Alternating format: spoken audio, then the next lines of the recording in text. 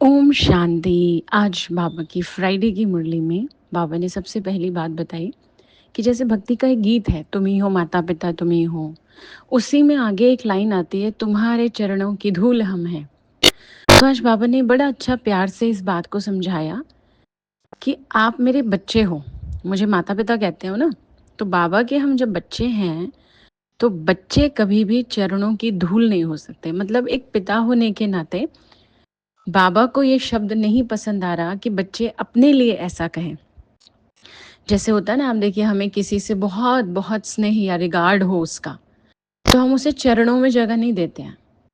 तो बाबा को भी अच्छा नहीं लगता। ये ठीक है, भक्ति का एक भाव है कि हम इस लायक नहीं है, तो हम समझ रहे हैं कि भाई भगवान के हम चरणों की धूल है, पर फिर लायक बनने की कोशिश भी तो कर सकते हैं हम।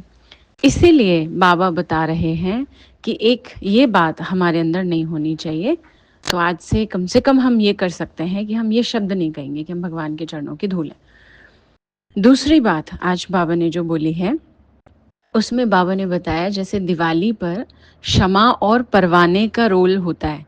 आपने सभी ने देखा होगा कि दिवाली पर वो छोटे छोटे पतंगे या छोटे छोटे मच्छर, जिसको जीरा मच्छर भी कई कहते हैं, अलग अलग भाषाओं में अलग अलग नाम है, तो वो रात में लाइट पर आ जाते हैं और सुबह तक मतलब वो रहते हैं, मर जाते हैं चाहे वहीं पर ही। तो उनको परवाने कहा जाता है। और क्षमा मतलब तो फिर लाइट ही है, शम्मा भी कहते हैं उसको कहीं कहीं। तो बाबा जो है ऐसी ज्योति या ऐसी लाइट है जिसकी आकर्षण हम आत्माओं को इतनी होनी चाहिए कि जब तक इस शरीर में हम हैं, यानी जब तक जिंदा हैं, उस लाइट से, उस क्षमा से हम दूर नहीं होंगे।